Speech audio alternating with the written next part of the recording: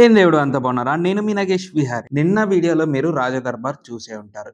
ఈ నిజాం నవాబులు వాళ్ళ రాజ్యం ఎంతుంది అన్నది ఇక్కడ చూపిస్తాను. ఫస్ట్ దాని గురించి అయితే తెలుసుకుందాం, చూడండి. వాళ్ళు పరిపాలించినది రాయచూర్, హైదరాబాద్, బార్సి, ఔరంగాబాద్, బెరార్ అండి. ఇప్పుడైతే మనకు ఈ బెరార్ని బీదర్ అని పిలుస్తున్నారండి.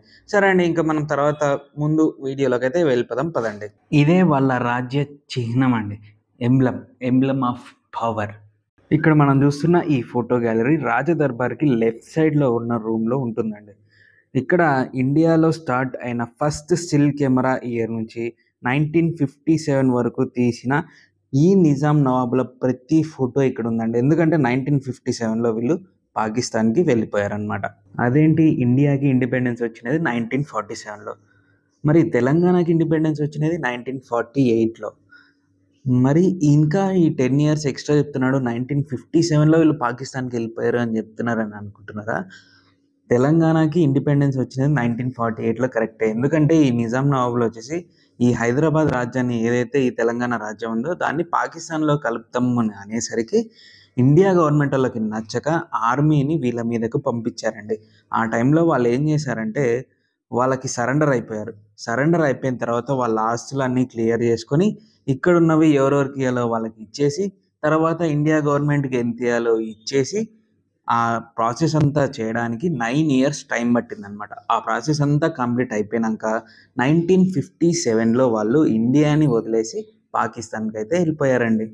సో వరల్డ్లో ఫస్ట్ స్టార్ట్ అయిన స్టిల్ ఫోటో కెమెరా ఇయర్ నుంచి వాళ్ళు పాకిస్తాన్కి వెళ్ళిపోయేంత వరకు ఇక్కడ ఈ హైదరాబాద్లో తీసుకున్న ఫొటోస్ అన్నీ ఈ ఫోటో గ్యాలరీలో ఉన్నాయండి.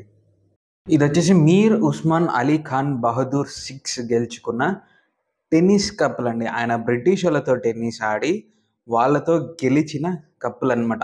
అదేంటి బ్రిటిష్ వాళ్ళు వీళ్ళు కలిసి ఉన్నారు అదేంటి అనుకుంటే, ఇక్కడ మనం చూస్తున్నది నిజాం కరెన్సీ అండి. అప్పట్లో నిజాం కరెన్సీకి అలాగే ఈస్ట్ ఇండియా కరెన్సీకి పెద్ద వేరియేషన్ అయితే ఉండేది కాదు. వేరియేషన్ అంతా సేమ్, మనం చూసుకోవచ్చు. ఇక్కడ ఈ కరెన్సీ ఏంటంటే ఆ హోల్స్ ఏదైతే ఉన్నాయో అది 1 పైసా, తర్వాత అర్ధానా, 1 అనా, 2 అనాలు, పావులా, అర్ధ రూపాయి, 1 రూపాయి, తర్వాత 1 రూపాయి నోటు, 10 రూపాయల నోటు, 2 రూపాయల నోటు, 5 రూపాయల నోటు, 10 రూపాయల నోటు, 20 రూపాయల నోటు, ఇట్లా అంటే 20 రూపాయల నోటు వరకు వాళ్ళు ప్రింట్ అయితే చేసుకున్నారు. ఎందుకంటే అప్పట్లో కరెన్సీకి పెద్ద వాల్యూ ఉండేది కాదు. వాల్యూ అంతా వాళ్ళు అప్పుడంతా బార్టర్ సిస్టమే ఎక్కువగా నడిచేదన్నమాట. 70% బార్టర్ సిస్టమే నడిచేది. అది ఇచ్చి ఇది ఎక్స్చేంజ్ చేసుకునే వాళ్ళు. ఇప్పుడు నూకలు ఇచ్చి ఇంకా ఏదన్నా ప్రోడక్ట్ ఎక్స్చేంజ్ చేసుకునేది. అలాంటి బార్టర్ సిస్టమ్ అప్పట్లో నడిచేది. సో అందుకే కరెన్సీకి పెద్ద వాల్యూ ఉండేది కాదు. అందుకే వాళ్ళు ఏం చేసినారంటే 20 రూపాయల నోటు వరకే ప్రింట్ చేసుకున్నారు. ఇక్కడ మనకు 20 రూపాయల నోటు వరకే కనిపిస్తాయి. ఇంకా ఈ నోట్ల పైన చార్మినార్ అవి కూడా ప్రింట్ చేసుకున్నారు, మీరు ఆల్రెడీ చూసి ఉంటారు. ఇంకా ఇక్కడ కొన్ని వాళ్ళు కలెక్ట్ చేసుకున్న స్టాంప్స్ కూడా పెట్టారండి ఈ గ్యాలరీలో. ఈ గ్యాలరీ వచ్చేసి మనకు లెఫ్ట్ సైడ్ ఇంకొక రూమ్లో ఉంటుందండి. అంటే రాజదర్బార్ దగ్గర లెఫ్ట్ సైడ్ ఇంకొక రూమ్లో ఉంటుంది. మీరు వెళ్ళినప్పుడు ఈ గ్యాలరీని అంతా ఒకసారి చూసేసేయండి. మీర్ మహబూబ్ అలీ ఖాన్ బహదూర్ అజఫ్జా 6 ఈయన ఎందుకంత ఇంపార్టెంట్ అంటే ఈయన కొన్ని ఇంపార్టెంట్ బిల్డింగ్స్ అన్నీ కట్టించారండి హైదరాబాద్లో. ఆ బిల్డింగ్స్ ఆయన ఏమేమి కట్టించారు అన్నది ఇక్కడ లిస్ట్లో అయితే చూపిస్తారు, చూద్దరు. కానీ ఇతనికంటే ముందు ఈ నిజాం నవాబు రాజులు లేరా అంటే ఉన్నారండి. నిజాం నవాబు రాజులు కూడా ఉన్నారు. తానిషా ప్రభు ఆ తర్వాత ఈ హైదరాబాద్ రాజ్యాన్ని పరిపాలించినది Nizam నవాబులే.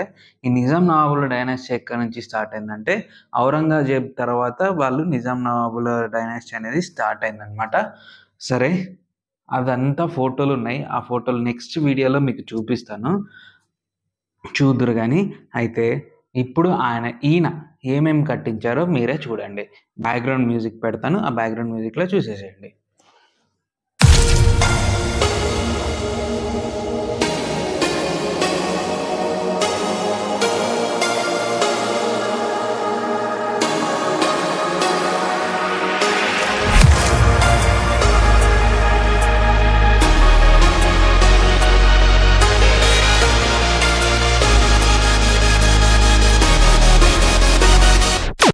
When I close my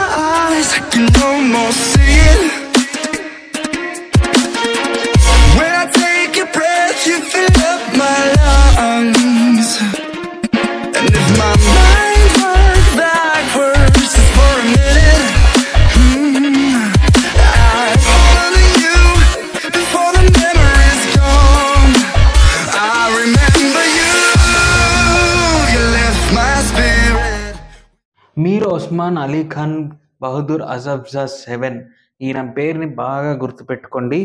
ఈ వీడియో తర్వాత రెండో వీడియోలో, అంటే ఈ వీడియో రిలీజ్ అయిన దాని తర్వాత వీడియోలో ఈయన గురించి ఒక చరిత్ర చెప్తా. కానీ ఈయన కూడా కొన్ని ఇంపార్టెంట్ బిల్డింగ్స్ కట్టించారు.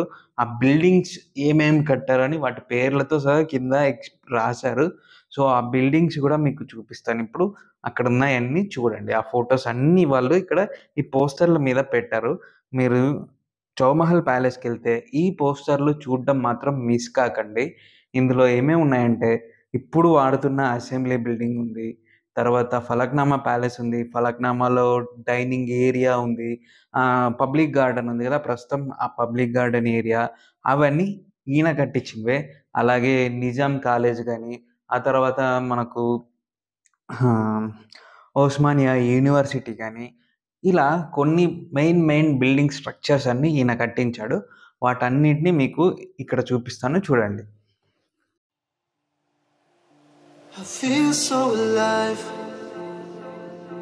I've never felt this way before. It must be you and I.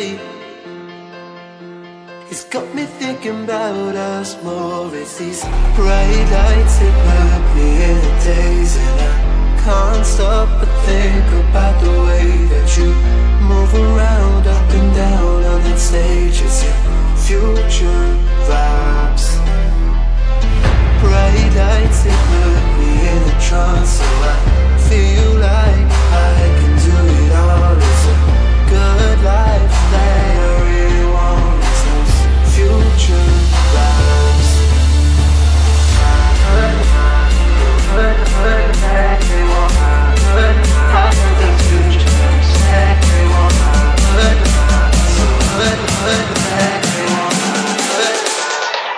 I got those future vibes.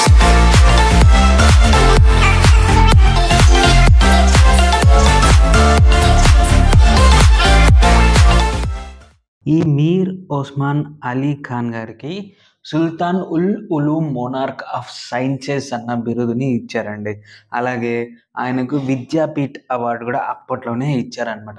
అది ఎందుకు ఇచ్చారంటే, ఆయన చాలా కాలేజీలు కట్టించారు. ఇక్కడ ఉస్మానియా కాలేజ్ కానీ, తర్వాత మెడికల్ కాలేజ్ కానీ, నిజాం మెడికల్ కాలేజ్ కానీ, ఇవన్నీ ఆయన కట్టించారు కాబట్టి ఆయనకి ఇంత మంచి అవార్డు అప్పట్లోనే ఇచ్చారండి. మీర్ బర్కత్ అలీ ఖాన్ ముకరంజా బహదూర్ అజఫ్జా 8 ఈయన ఈ నవాబులకి లాస్ట్ రాజు అండి. నిజాం నవాబులకి లాస్ట్ రాజు అనమాట. ఈయన కూడా కొన్ని ఇంపార్టెంట్ ప్లేసెస్ కట్టించారు. అవి ఇంపార్టెంట్ ఏరియాస్ కింద వాడుకుంటున్నారు. అవన్నీ కూడా వీళ్ళు ఇక్కడ పెట్టారు. అవన్నీ కూడా మీకు ఇక్కడ చూపిస్తాను చూడండి.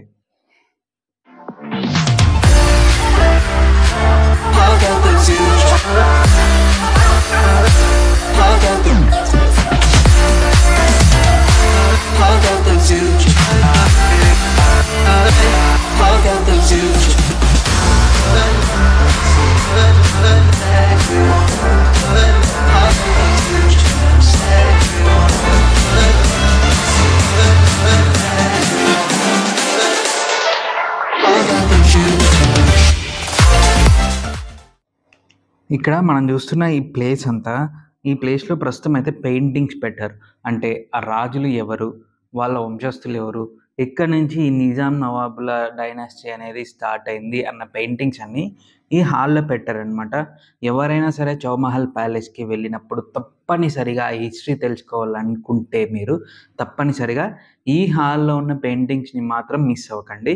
ఎందుకంటే నేను చూపించకూడదు, నేను చూపించేస్తే ఇంకా ఓవరాల్ అంతా తెలిసిపోతుంది. కొంచెమైనా మీరు పోయి చూడాలి కదా, ఆ న్యాయమైనా చేయాలి అన్న విధంగా నేను చూపించట్లేదు. వాళ్ళు ఎవరెవరు ఉన్నారో, ఆ డైనాసిటీ ఏంటి అన్నది నేను చెప్పట్లేదు. సో మీరే వెళ్ళి తెలుసుకోండి. వాళ్ళ రెజిమెంట్ ఏ టైం నుంచి ఏ టైం వరకు ఉంది అన్నది కూడా కింద పెయింటింగ్స్ కింద రాశారు. మీరు వెళ్ళి కంపల్సరీగా విజిట్ చేసి తెలుసుకోండి. హిస్టరీ మనకు చాలా ఇంపార్టెంట్. ఆ హిస్టరీ అంతా తెలుసుకోండి. ఇంకా ఈ హాల్ వచ్చేసి మెయిన్ ఏంటంటే, ఈ హాల్ అప్పట్లో వాళ్ళు యూటిలైజ్ చేసిన డైనింగ్ హాల్ అండి. సో కింగ్స్ డైనింగ్ ఏదైతే కింగ్స్ తర్వాత అక్కడ వచ్చిన సామంత రాజులు కావచ్చు, వాళ్ళ మినిస్టర్స్ కావచ్చు, ఏదైనా అకేషనల్గా ఏదైనా డైనింగ్ చేసుకోవాలంటే ఈ ఏరియాలో డైనింగ్ చేసుకునేవాళ్ళంట అప్పట్లో. మీర్ మహబూబ్ అలీ ఖాన్ బహదూర్ అసఫ్జా 6 ఆయన రాజైనప్పుడు ఏనుగు అంబారీ మీద ఊరేగుకుంటా ఈ చౌమహల్ ప్యాలెస్ వీధుల్లో అలాగే చౌమహల్లో ఊరేగిన పెయింటింగ్ అండి ఇక్కడ మనం చూస్తున్నది. అప్పట్లో బై హ్యాండ్ వేసిన పెయింటింగ్ అన్నమాట ఇది. ఇక్కడ మనం అప్పట్లో ఆ నిజాం నవాబులు వాడిన డ్రెస్సింగ్ టేబుల్లు, డ్రెస్లు, చైనా కట్లరీ ఐటమ్స్, అలాగే room partitions, China art work ఉన్న రూమ్ పార్టీషన్స్, డ్రెస్సింగ్ టేబుల్స్, అలాగే మీర్ మహబూబ్ అలీ ఖాన్ వారు వాడిన ఆయన వేసుకున్న డ్రెస్సెస్, అలాగే వాళ్ళ చిన్నపిల్లలు వాళ్ళ కొడుకులు వాళ్ళు ఉంటారు కదా, వాళ్ళు వేసుకున్న డ్రెస్సులు, చిన్నపిల్లల డ్రెస్సులు, వాళ్ళు కూర్చునే చైర్స్, చిన్నపిల్లలు కూర్చునే చైర్స్, అలాగే టీ తాగడానికి కూర్చునే చైర్స్, టీపాయ్స్, ఇవన్నీ అంటే మిర్రర్స్, ఇవన్నీ అయితే మనం ప్రస్తుతం ఇక్కడ చూస్తున్నామండి. ఎంత బాగున్నాయి కదా! ఒక్కొక్క ఆర్ట్ వర్క్ చూస్తుంటే నాకైతే కళ్ళు చెదిరిపోతున్నాయి అనుకోండి. అలాంటి ఆర్ట్ వర్క్‌లు మళ్ళీ రావు. ఇక్కడ ఆల్మోస్ట్ ఆల్ 6 ఫీట్, 7 ఫీట్ ఉన్న చైనా ఆర్ట్ వర్క్ చాలా బాగుంది. ఇంకా అలాగే ఈ వుడ్ ఆర్ట్ వర్క్ ఇంకా బాగుందండి. ఇక్కడ మనం చూస్తున్నది మీర్ మహబూబ్ అలీ ఖాన్ గారు వాడిన ఆయన చేతి కర్ర, ఆయన చెప్పులు, అలాగే ఆయన షెర్వానీ అండి. అదే ఆ రాజుగారు వేసుకున్న బట్టలన్నమాట. ఇక్కడ మనం చూస్తున్నది మీర్ ఉస్మాన్ అలీ ఖాన్ గారు ఆ బ్రిటిష్ రాజుల్లాగా ఆయన తయారు చేయించుకున్న షూ, అలాగే అలాంటి క్యాప్ అండి.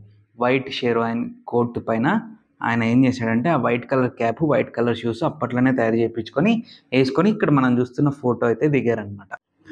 అబ్బో! బ్రాస్ వాటర్ పాట్, సోఫా సెట్లు, చైర్లు, టీపాయ్ చైర్లు, టీపాయ్ సెట్లు, అలాగే చిన్నపిల్లల టీపాయ్‌లు, చిన్నపిల్లల టీపాయ్ చైర్లు, టీపాయ్ సెట్లు, మిర్రర్‌లు, అబ్బబ్బబ్బబ్బా! కళ్ళు చెదిరిపోతున్నాయండి. నేను ఇక్కడ చూపించడం ఇంకా తక్కువే చూపిస్తున్నా. మీరు మిగతాదంతా ఏం చేస్తారంటే ఆ చౌమహల్ ప్యాలెస్‌కెళ్ళి చూసేసేయండి. ఇక్కడ క్యారేజులు చాలా ఉన్నాయండి. మంచి మంచివన్నీ ఉన్నాయన్నమాట. ఏ ఒక్కటి మిస్ కాకండి మీరెళ్ళి చూసేసేయండి. ఇక్కడ నేను చూపిస్తున్నది తక్కువేనండి. 80% మాత్రమే చూపిస్తున్నా. ఎందుకంటే నేను 100% చూపిచ్చేస్తే మీరింక అక్కడికెళ్ళి చూడరు గదా! దానికోసమే నేను 80% మాత్రమే చూపిస్తున్నా. సో, ఐ హోప్ ఈ వీడియో మీకు నచ్చిందని అనుకుంటున్నా. ఈ వీడియో గనక మీకు నచ్చినట్టయితే లైక్ చేయండి, షేర్ చేయండి, కామెంట్ చేయండి. సబ్స్క్రైబ్ చేసుకొని పక్కనే ఉన్న బెల్ ఐకాన్‌ని యాక్టివేట్ చేసుకొని ఆల్‌లో పెట్టుకోండి. అప్పుడే నేను పెట్టే ప్రతి వీడియో నోటిఫికేషన్ మీకు వస్తుంది. Thank you. టాటా. Bye bye. See you. sayonara.